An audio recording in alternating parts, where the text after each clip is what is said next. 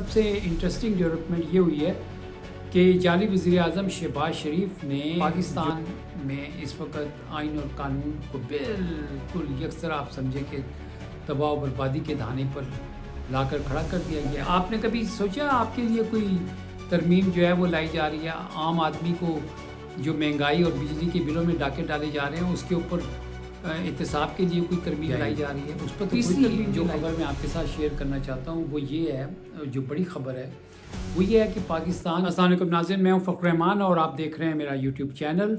आज है 9 नवंबर 2025 और 27वीं आइनी तरमीम जो है उसके ऊपर जो कमेटी बनाई गई थी उसका इजलास जारी है और अदलिया से मुतालिक जो मामलात थे उसके ऊपर मुशावरत जो है वो मुकम्मल कर ली गई है। लेकिन जो सबसे इंटरेस्टिंग डेवलपमेंट ये हुई है कि जाली वज़ीर-ए-आज़म शहबाज शरीफ ने जो उनको तायात इस्तिस्ना देने के हवाले से बिल पेश किया गया था उसको वापस ले लिया गया है और ये जाली वज़ीर-ए-आज़म ने ख़ुद ये बिल वापस लिया। उनका कहना ये था कि जो कैबिनेट से मसवदा मंजूर हुआ था उसमें ये नहीं था, तो लिहाजा उन्होंने इसको वापस लेने का कहा। और शहबाज शरीफ ने अपने ट्विटर अकाउंट के ऊपर जो बयान जारी किया उसमें ये कहा, अज़रबैजान से वापसी पर मुझे बताया गया है कि मेरी पार्टी के चंद सेनेटर्स ने वज़ीर-ए-आज़म के इस्तिस्ना के हवाले से तरमीमी शिक सेनेट में पेश की जो काबीना से मंजूर शुदा मसवदे में शामिल नहीं थी। मुअज़्ज़ज़ सेनेटर्स के खुलूस का शुक्रिया अदा करते हुए मैंने उन्हें ये तरमीम फ़िल फौर वापस लेने की हिदायत की है। ये मुंतखब वज़ीर-ए-आज़म यकीनन कानून और अवाम की अदालत में जवाबदेह है। बहुत अच्छी बात है।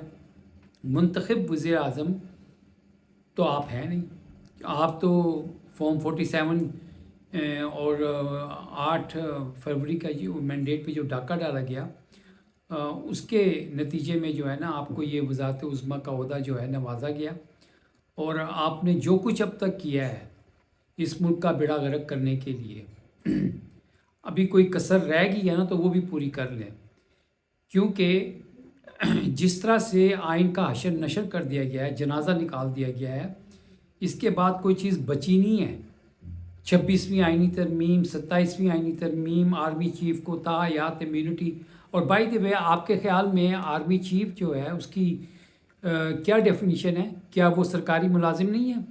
सिविल और मिलिट्री ब्यूरोक्रेसी जो है वो सरकारी मुलाजिम है, उनको कौमी ख़जाने से तनख्वाह मिलती है, तो उनको आप कैसे तायात इम्यूनिटी दे सकते हैं? इसका मतलब है कि सिविल और मिलिट्री ब्यूरोक्रेसी जो है ग्रेड 22 के ऑफिसर्स, उनको खुली छूट है कि लूट मार जो है ना वो करें आप, और आपसे कोई पूछ गुछ नहीं हो सकती, आप पे कोई मुकदमा नहीं हो सकता। आप आइन को तोड़ें, आप कानून को तोड़ें, आपसे कुछ नहीं पूछा जाएगा। ये इख्तियार आपको किसने दिया? ये कहाँ से आप 1973 के बेसिक जो सेलिएंट फीचर्स हैं उससे मुतसादिफ कानून साजी करने जा रहे हैं? ये जो सारे मामलात हो रहे हैं और इसमें सलमान अकरम राजा जिनका ताल्लुक़ पाकिस्तान तहरीक इंसाफ से है और सेक्रेटरी जनरल हैं, वो क्या कह रहे हैं?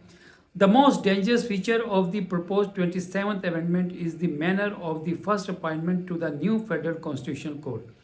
The prime minister will hand pick the chief justice and other जजेस। जी हाँ, हुकूमत जो है वो अपनी मर्ज़ी से नई जो वफाकी आइनी अदालत बनाई जा रही है उसमें उसका चीफ जस्टिस ख़ुद सेलेक्ट करेंगे और बाद दीगर जजेस को।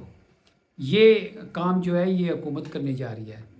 ये आइन के 1973 का जो आइन है उसमें जो कॉन्स्टिट्यूशनल इंडिपेंडेंस और इंडिपेंडेंस ऑफ जुडिशरी जो दी गई है, अदलिया को जो आज़ादी दी गई है, ये तो सारा कुछ उससे मुतसादिम है। एक जज जो हुकूमत की तरफ से उसकी ख्वाहिश पर उसका मनपसंद बंदा जो लगाया जाएगा उसने कौन सा इंसाफ करना है? ये पिछले 3 साल से हम देख तो रहे हैं। 9 मई के मुकदमात हों या दीगर मुकदमात हों या पीका का कानून हो, किस तरह सहाफ़ियों के ऊपर मुकदमात कायम किए जाते हैं, अपनी मर्ज़ी के तहत मनमानी साइबर क्राइम के ऊपर जो है मुकदमात दाग दिए जाते हैं। तो ये तो कानून का इतलाक़ है। और फैसले पाकिस्तान की सबसे बड़ी सियासी जमात उस साबिक़ वज़ीर-ए-आज़म उसके मुकदमात जो हैं उसको जो सज़ा दी गई है उसका हाई कोर्ट में केस जो है वो सुना ही नहीं जा रहा, अपील ही नहीं उसकी लगाई जा रही है। कभी जज छुट्टी पे चला जाता है, कभी प्रोसिक्यूशन छुट्टी पे चली जाती है और कभी इंसाफ जो है वो छुट्टी पे चला गया। इंसाफ तो लगता है तवील छुट्टी पर चला गया पाकिस्तान जैसे मुल्क में। तो नाज़रीन, मैं आपको ये बताना चाह रहा हूँ कि पाकिस्तान में इस वक्त आइन और कानून को बिल्कुल यकसरा आप समझे कि तबाह और बर्बादी के धाने पर लाकर खड़ा कर दिया गया है। और ये जो 27वीं आइनी तरमीम जो है इसके बाद तो इस मुल्क में कुछ बचेगा ही नहीं।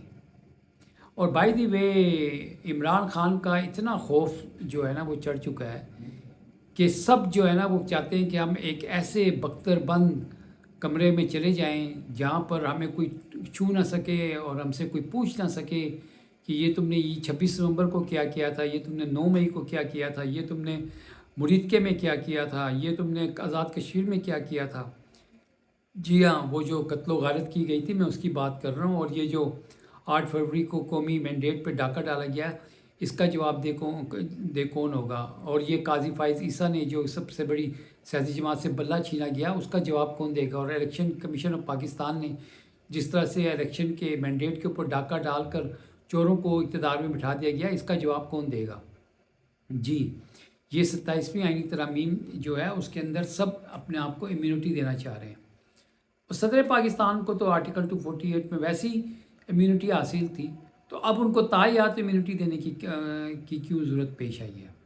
आप ज़रा देखें कि किस तरह से आइन के साथ खिलवाड़ किया जा रहा है इस मुल्क में और मुल्क की वहादत को कैसे नुकसान पहुंचा। आपने कभी सोचा आपके लिए कोई तरमीम जो है वो लाई जा रही है, आम आदमी को जो महंगाई और बिजली के बिलों में डाके डाले जा रहे हैं उसके ऊपर एहतसाब के लिए कोई तरमीम लाई जा रही है, उस पर तो कोई तरमीम नहीं लाई जा रही। जी हाँ, आप ये सवाल जब तक नहीं करेंगे तो आपके ऊपर इसी तरह से चोरों डाकुओं को मुसल्लत किया जाएगा और बिजली और गैस के बिलों में और पेट्रोल की जो कीमतें हैं उसमें इजाफा करके अरबों रुपए का डाका डाला जाएगा।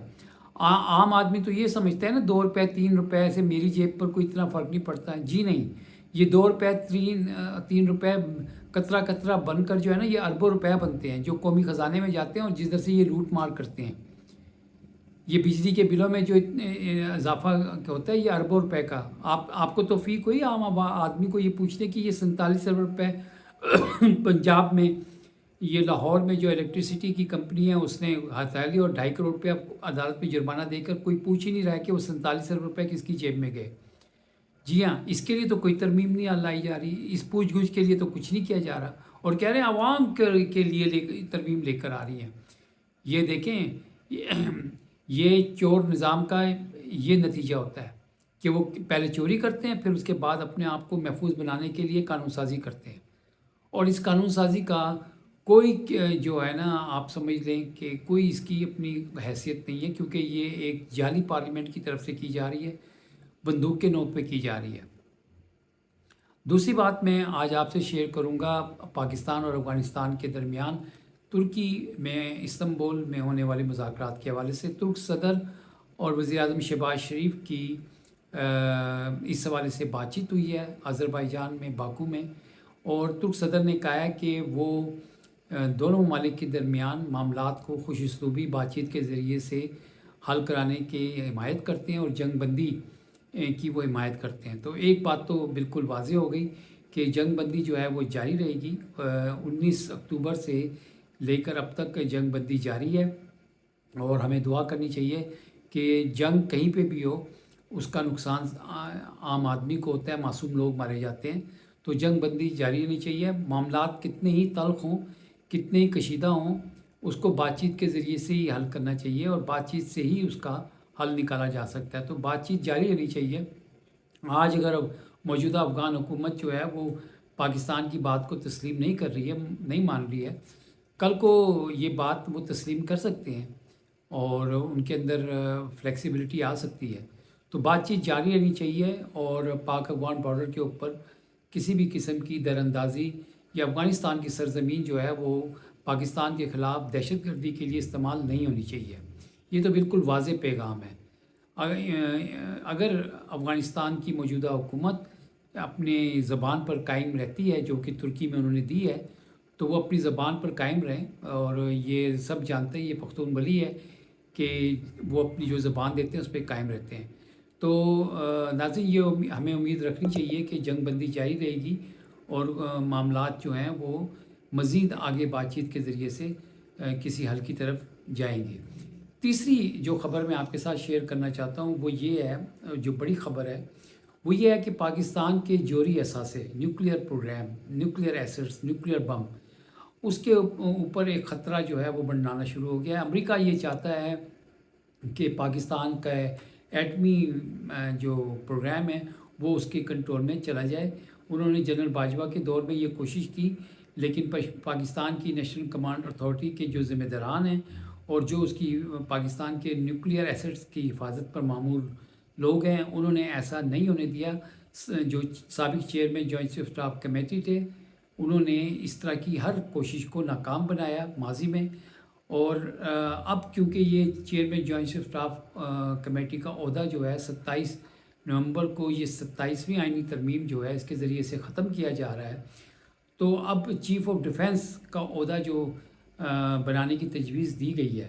ایک بات آپ یاد رکھیں کہ یہ 2025 ہے، 2025 میں 2025 یعنی کہ 2 + 2 4 اور + 5 9، 27ویں ترمیم 2 + 7 9، اور 27 نومبر 2 + 7 9، یہ 9 کا ہندسہ جو ہے یہ بڑا انتشاری اور لڑائی اور مار کٹائی اور احتجاج اور خون خرابے کا اشارہ دیتا ہے۔ یہ میں نہیں کہہ رہا، یہ پاکستان یا دنیا کی جتنے بھی ایسٹرولوجسٹ ہیں یہ ان کی تشریح ہے۔ تو نومبر جو ہے وہ کافی ہنگامہ خیز ہونے جا رہا ہے۔ جیسے میں نے آپ کو کہہ دیا کہ قومی سلامتی کے حوالے سے پاکستان کے جوہری اثاثے خطرے میں ہیں۔ امریکہ اس کی نگرانی چاہتا ہے، اپنے کنٹرول میں لینا چاہتا ہے، اور ایسا منصوبہ نہ پہلے کامیاب ہوا نہ آئندہ کامیاب ہوگا، اور نہ ہی پاکستان کی عوام اس طرح کے کسی منصوبے کو کامیاب ہونے دیں گے۔ اپنا بہت بہت خیال رکھیے گا۔ اگلے ولاگ میں آپ کے ساتھ مزید خبریں شیئر کروں گا۔